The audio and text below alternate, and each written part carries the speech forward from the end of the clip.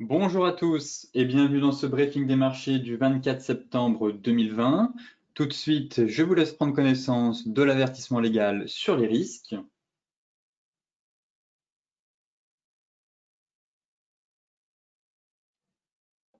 Et donc, sans plus attendre, direction les marchés. Alors, les bourses européennes ont terminé en hausse hier avant le passage de Wall Street en territoire négatif qui a tempéré les achats à bon compte et qui a freiné ce rebond technique qu'on a eu sur l'ensemble des bourses, surtout en Europe, alors qu'on avait quand même des indicateurs économiques mitigés qui avaient d'abord été perçus comme favorables à de nouvelles mesures de soutien monétaire et budgétaire pour contrer la crise du coronavirus, mais finalement, le regain d'inquiétude sur l'état de l'économie est bien un peu plombé le moral des investisseurs.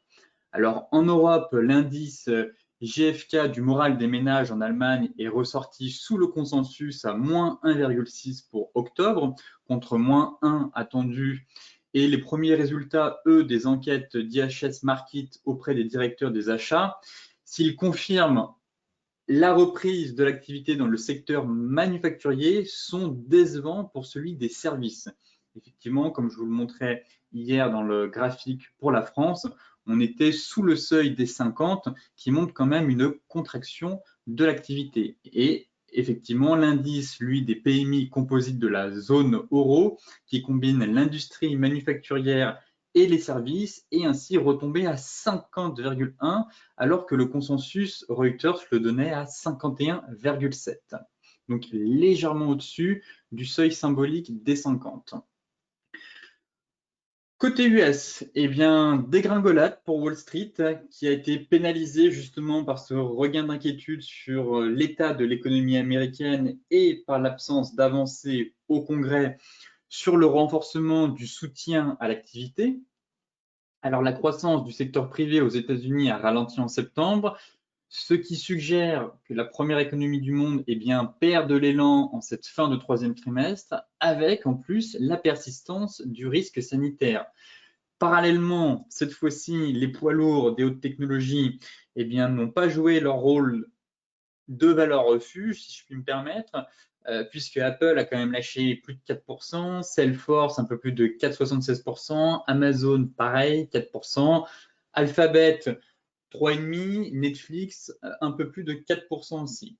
Donc elles ont une nouvelle fois accusé des baisses spectaculaires, confirmant eh bien, la correction qui est toujours en place depuis ces dernières semaines.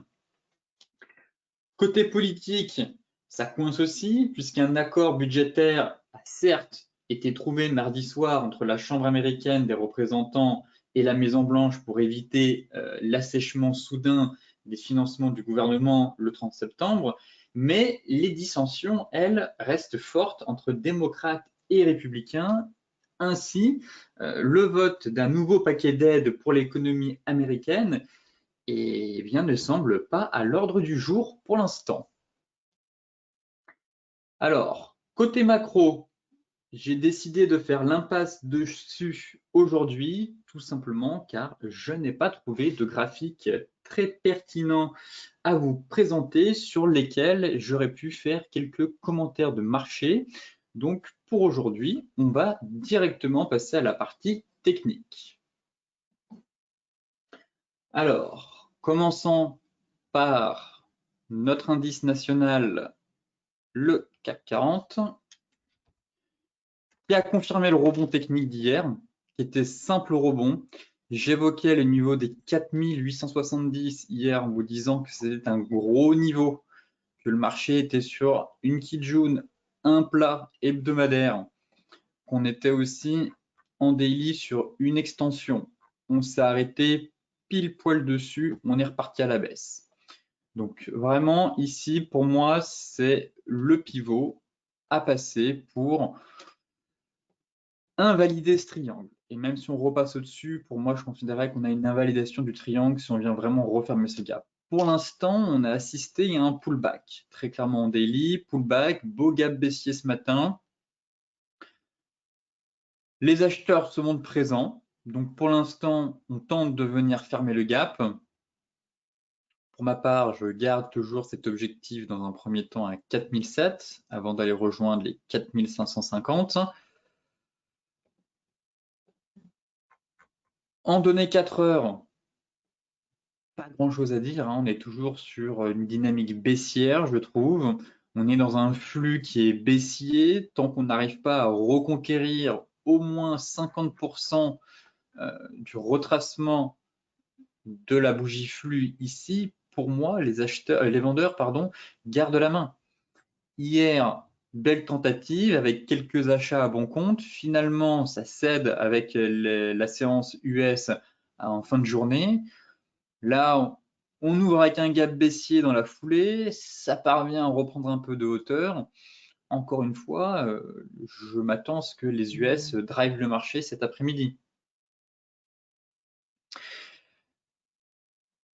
Car là, même en données 1 heure, pour moi, j'ai le sentiment qu'on est toujours dans un pullback, hein. On a fait le pullback, on a refranchi à la baisse, on a fait des plus bas que les précédents ici. En données 1 heure, bon, même en l'acquis jaune vient un peu caper les prix, on va venir combler le gap sûrement. Voyons voir ce qui se passe au-delà de 4810. La divergence a partiellement fonctionné. Je ne m'attendais pas à ce qu'elle fasse un rebond technique très puissant. Effectivement, on est à peine venu chercher les 23,6. Donc derrière, c'était une divergence de très court terme. Mais pour l'instant, le flux reste baissier. Voilà. Peut-être un range à venir, peut-être qu'on va se stabiliser, mais si les US décident vraiment d'enfoncer, je vois mal le CAC aller de l'avant, sachant que c'est quand même l'indice qui sous-performe comparé au DAX, comparé au Nasdaq, comparé au Dow Jones, comparé au S&P, c'est vraiment l'indice qui sous-performe. Donc si on a une nouvelle glissade aux US, le CAC ne sera pas épargné lui aussi. Pour l'instant, je constate que tant qu'on ne repasse pas au-dessus de 4870, eh bien, les vendeurs gardent la main et je vise toujours les 4700 points sur le CAC dans un premier temps. Le DAX, c'est exactement la même chose. Je vous parlais hier de la MM200, que c'était une zone importante. On est venu la chercher, pullback dessus, c'est reparti à la baisse, ça ne prend pas. Peut-être un range à venir. Je vais quand même regarder la tête de la bougie en daily, mais bon, c'était vraiment un rebond technique hein, qu'on a eu hier. Finalement, ça a très vite calé. Là, ce sera intéressant de voir si on va réussir à avaler la bougie précédente, mais à court terme, j'ai plutôt ce scénario de range que je surveille. Un beau range ici, on va le tracer même en 1 heure, donc on pourrait avoir une phase de trading range. Alors, 2 scénarios sur le DAX. Pour ma part, le premier, ce serait une phase de trading range entre 12 521 et 12 800. Donc, ça fait quand même un beau petit range de 300 points à trader. Actuellement, on est au milieu du range. Et ce que je vais surveiller, ce serait bien évidemment si on casse la Kijun et la Tenkan et qu'on la recasse dans l'autre sens. Le nuage est bien orienté à la baisse. Et donc, dans ce cas-là, une cassure Tenkan Kijun pourrait déclencher une nouvelle vague de baisse. Sinon, pour l'instant, on est venu combler le gap et je verrai bien cette phase de consolidation à court terme sur le DAX dans ce range horaire. Et donc, tant qu'on ne casse pas les nouveaux plus bas, eh bien, phase de stabilisation. Par contre, si on a ce setup de cassure Tenkan Kijun, alors là, oui, on pourrait avoir un signal qui ouvrirait la voie à une nouvelle jambe de baisse. Le Dow Jones maintenant.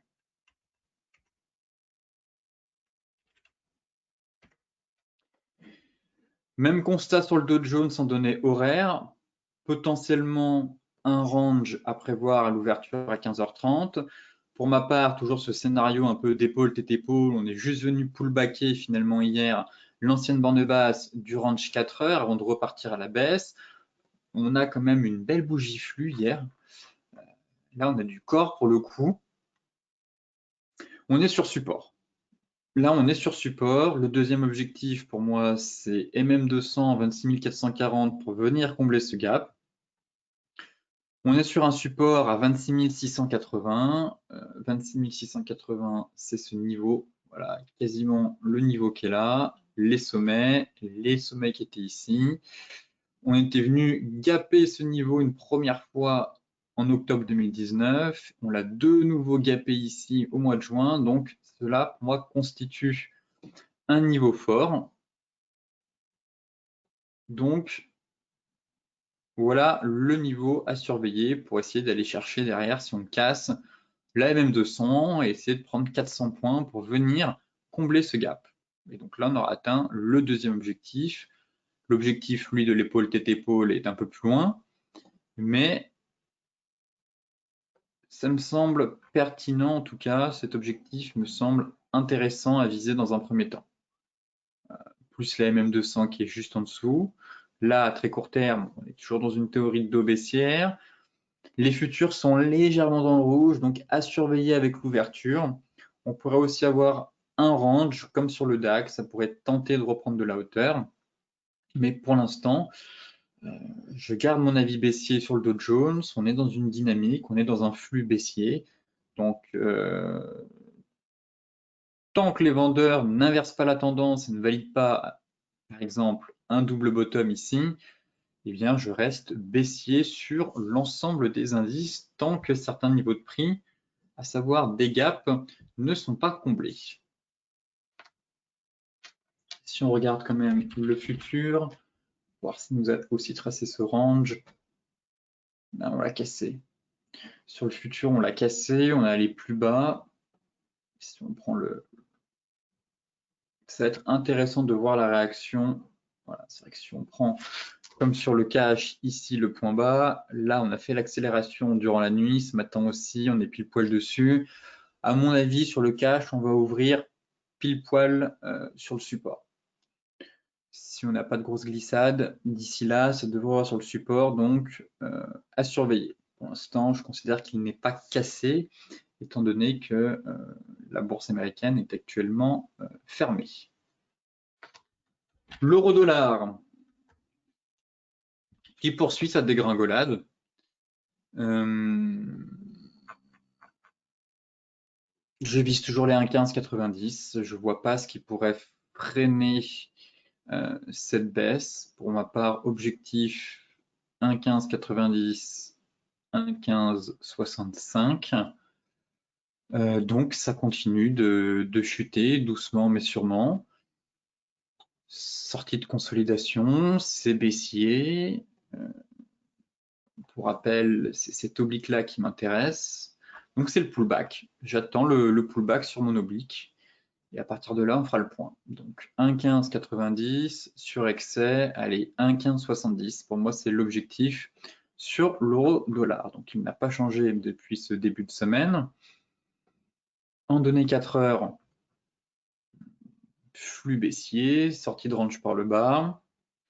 En données horaires, bon, on a une belle Kijun qui vient cadrer cette dynamique, des plus hauts et des plus bas de plus en plus bas.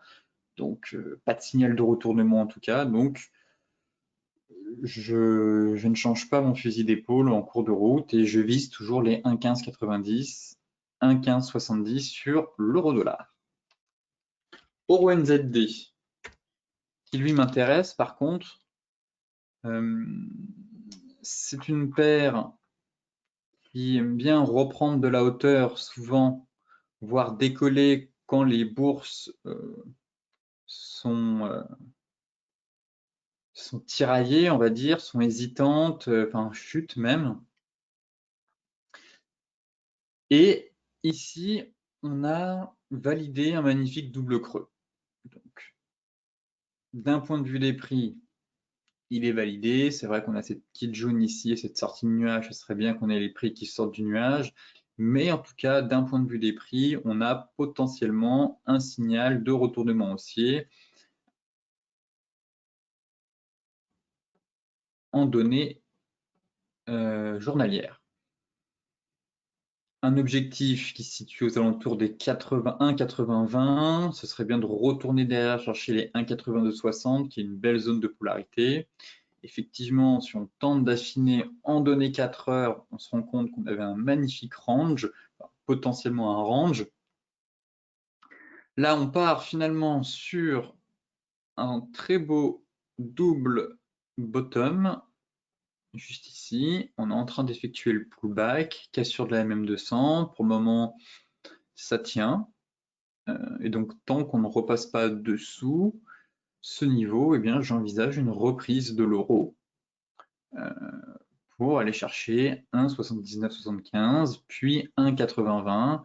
Et derrière, s'il a la force d'aller chercher, de rejoindre, de reconquérir ce fameux niveau, cette belle zone de polarité située à 1,8220. Si je me mets en données horaires, c'est haussier pour l'instant. Certains me diront qu'il y a peut-être une divergence ici, mais prudence, on est quand même sur une belle dynamique haussière. On est en train de faire le pullback, donc si ce dernier est confirmé, eh bien ce serait un redémarrage haussier pour l'euro NZD. L'AUD-USD, lui, a atteint son objectif. TP atteint, on en parlait mardi dans les stratégies bourse. Voilà, belle dégringolade hier, on a perdu plus de 1%. Objectif atteint, belle zone sur support. Donc ici, voilà, c'est cette belle zone de prix. Donc c'est ici que ça va se jouer maintenant. Rebond technique ou accélération baissière. On est venu taper le support en daily, en données 4 heures. C'est vrai que Tenkan est très éloigné des prix, ce qui ouvre la voie à un rebond technique. Pareil pour Kijun, je ne serais pas étonné qu'on fasse un rebond avant de repartir. Donc fin de baisse pour moi, je prévois même un rebond technique. C'est vrai que là, on est très éloigné. Des chandeliers qui montrent de l'hésitation, voire un peu un retournement si on confirme un peu avec ce marteau. Et en données 1 heure, pour l'instant, on est en train, vous voyez, de une belle baisse. On se stabilise sur la magnifique zone, pas de divergence. Potentiellement un double bottom avec un avalement horaire. Donc à confirmer pour le rebond technique. Voilà. Là, on est en train de faire le double bottom. Si on parvient à casser la MM50, donc le marché pourrait valider. Donc là, c'est vraiment du trading intraday pour jouer un rebond technique sur une zone avec ce double bottom. Pour cela, il faudrait qu'on parvienne à s'extraire, à clôturer au-dessus de la MM50. Vous voyez qu'à chaque fois, elle fait un magnifique rôle de résistance.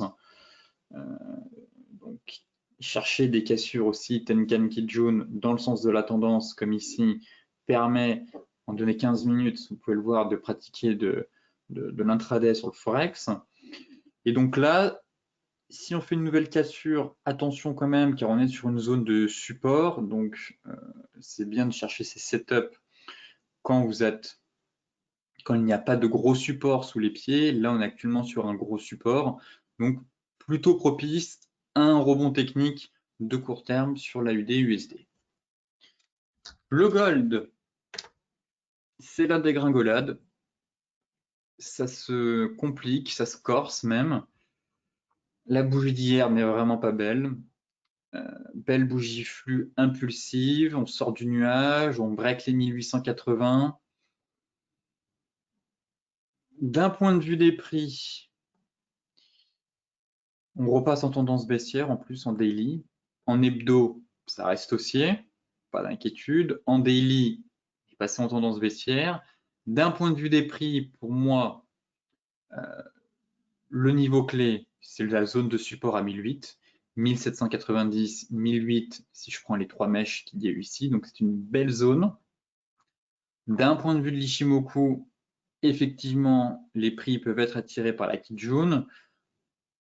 On peut aussi faire un excès, mais là, pour l'instant, je n'ai pas envie de chercher d'achat sur le gold tant que les prix ne viennent pas chercher cette zone. À voir la réaction sur la Kijun, mais là, je préférais vraiment, étant donné que c'est vraiment un bain de sang qu'on a actuellement sur les métaux précieux, le gold, le silver, selon enfin, certains considèrent qu'un marché baissier passe, enfin, qu'un actif passe dans un marché baissier à partir du moment où il perd 20% depuis ses plus hauts. Cela n'est pas forcément vrai d'un point de vue de l'analyse technique, mais d'un point de vue fondamental, on considère qu'un marché baissier, voilà, devient baissier à partir du moment où il perd 20% depuis ses plus hauts. Et c'est le cas pour le silver. Le silver, depuis ses plus hauts, a perdu plus de 20%. Donc actuellement, certains experts estiment qu'il est en marché baissier. Si on prend du recul d'un point de vue de l'analyse technique, on n'est pas tout à fait dans un marché baissier pour l'instant. Voilà pourquoi je me montre prudent sur les marchés, sur les métaux précieux, car on assiste véritablement à une belle purge et une grosse prise de bénéfices. Ici, ça correspond à rien. Donc, pour moi, la zone à mettre à profit pour tenter de se repositionner dans le sens de la tendance hebdomadaire, ce serait vraiment les 1800. En données 4 heures, la divergence, elle n'a même pas été validée. Hier, finalement, on avait potentiellement une divergence sur la borne basse de ce range. Ça n'a pas fonctionné. Pour le moment, on est sur un flux vraiment baissier. Donc, il faut laisser la purge se terminer, tout simplement. Le gold a du mal, les métaux précieux ont du mal à rebondir. C'est un peu trop tôt pour enfin, ce n'est que mon avis, mais je ne vois pas un changer de retournement, je ne vois pas des acheteurs qui réussissent à prendre l'ascendant. Donc, je surveille ma zone. Ma grosse zone ici a cédé. La deuxième belle zone pour une opportunité swing se situe à 1800, selon moi, sur l'once d'or. Le Brent.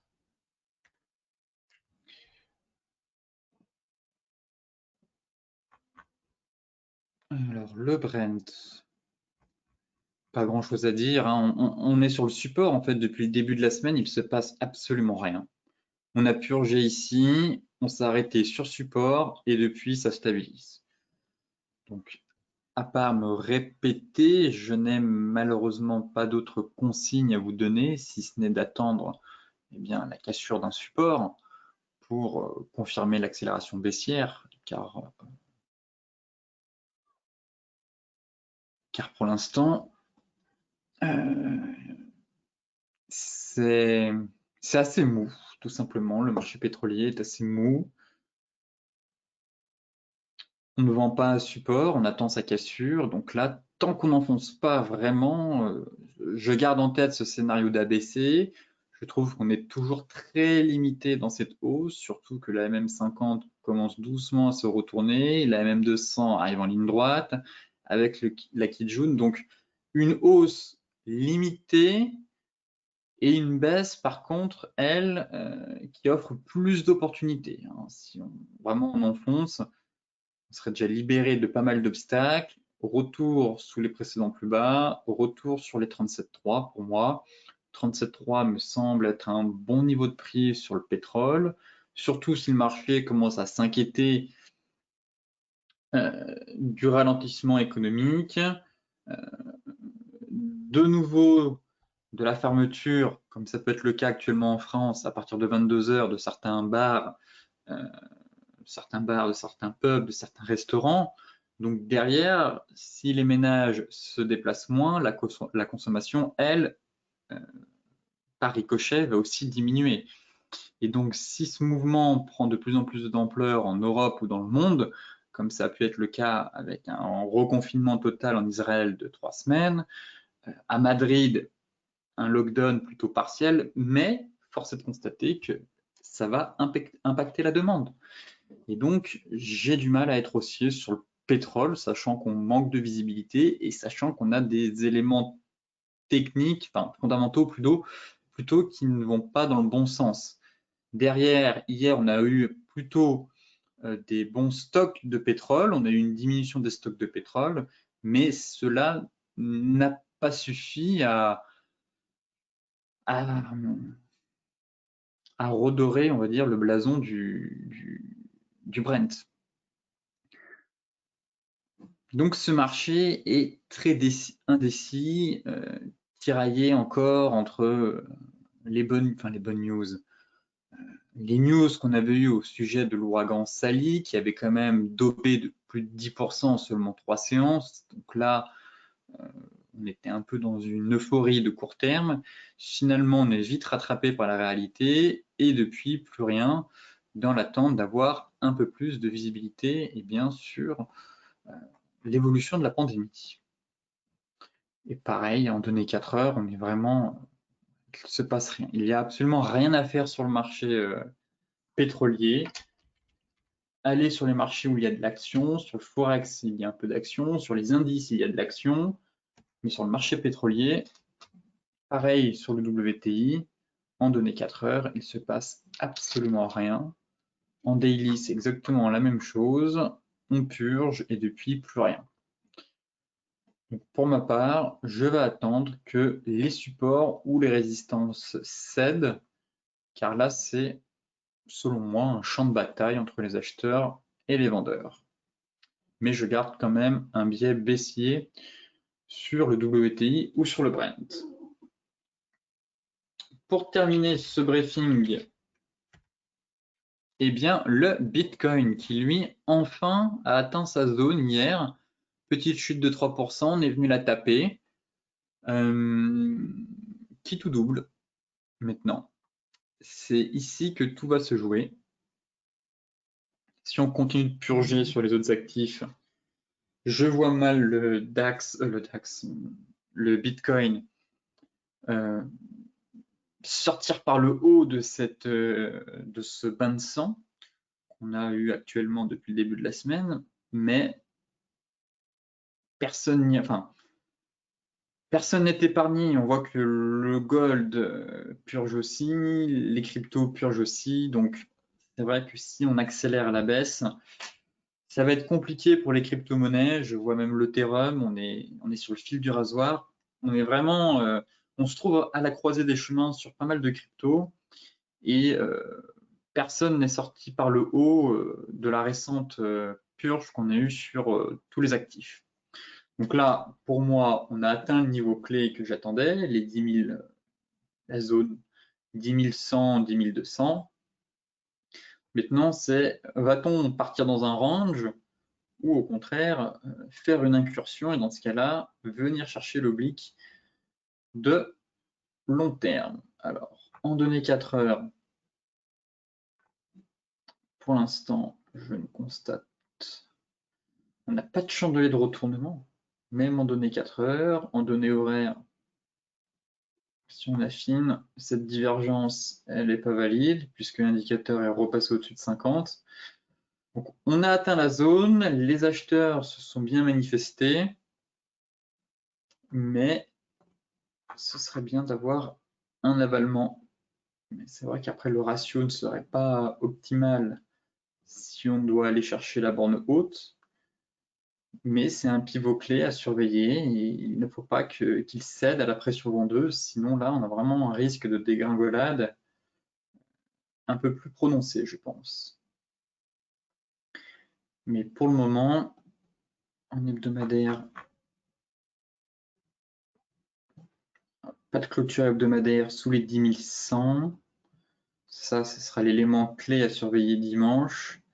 Mais en données 4 heures, pour le moment, pas beaucoup d'informations, je trouve, sur le BTC. Vraiment, on n'a pas beaucoup d'informations. Ça tente de reprendre des couleurs aussi ce matin. On a un rebond sur pas mal d'actifs. J'ai besoin d'avoir un historique de prix un peu plus long pour prendre une décision sur le BTC, je trouve. Car là, c'est un peu tôt, à part vous dire qu'on est sur un support, qu'on ne vend pas un support, que les détenteurs de Bitcoin préfèrent se positionner sur des supports. Donc oui, effectivement, je confirme, on est bien sur un niveau clé de marché. Mais derrière, c'est encore un peu tôt pour confirmer si oui, on va bien partir dans un range ou au contraire, c'est juste un rebond technique avant de repartir à la baisse. Voilà. Il faudrait qu'on fasse un changement de retournement daily pour confirmer voilà, cette fin de baisse, en tout cas à court terme. On essaiera de faire le point demain et surtout lundi avec les événements du week-end. Sur ce briefing des marchés touche à sa fin. Alors, Comme d'habitude, je vous mets le lien de briefing dans la description de la vidéo. Je vous souhaite donc une excellente journée, de très bons trades, soyez prudents et on se retrouve demain pour faire un nouveau point sur les marchés.